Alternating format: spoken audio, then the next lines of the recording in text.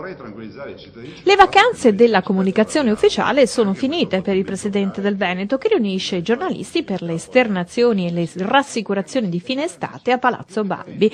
In primis tranquillizza per il virus dell'aviaria. Voglio dire ai veneti, a tutti i cittadini, che la partita dell'aviaria è assolutamente sotto controllo. Stiamo controllando minuto dopo minuto l'evolversi dell'epidemia, non c'è nessun pericolo per il Veneto, sono costantemente informato, ma soprattutto voglio ricordare ai veneti che consumare carne di pollo, ovviamente di avicoli, non dà nessun problema, quindi anche un invito a consumare con tranquillità le carni, e visto e considerato che rappresentano lo sforzo e anche l'impegno di molti veneti che lavorano in questo settore, quindi la salubrità e la sicurezza alimentare è garantita.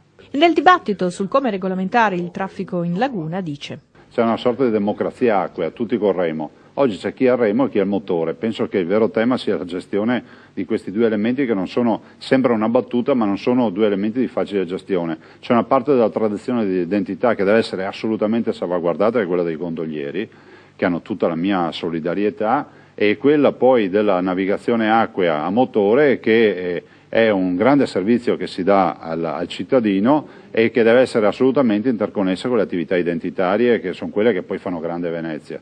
Quindi non colpevolizziamo i lavoratori, cerchiamo di trovare una soluzione affinché riescano a convivere queste due anime. Subito al voto, aggiunge, commentando la politica nazionale. Assolutamente sì, direi che sarebbe fondamentale andare a votare, ma velocissimamente e con una nuova legge elettorale, che sia la legge che dà modo ai cittadini di scegliersi i propri rappresentanti.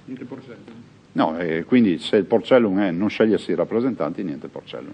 Al voto, ma con che lega? Un partito a brandelli? La vera via di uscita è quella che, finito questo travaglio, prima o poi finirà come tutte le cose, e si esca dal cappello non un nuovo partito ristrutturato, ma esca movimento. L'anima movimentista vuol dire coinvolgere tutti a prescindere, non avere delle preclusioni dal punto di vista ideologico rispetto alle persone che tu hai di fronte, non avere delle posizioni ferree rispetto ad alcuni temi anche etici, ma soprattutto affrontare il tema dell'autonomia, del federalismo dei nostri territori in maniera movimentista, e che significa essere assolutamente a disposizione di qualsiasi proposta, ma con un unico obiettivo: portare a casa le tasse dei veneti che restano in Veneto.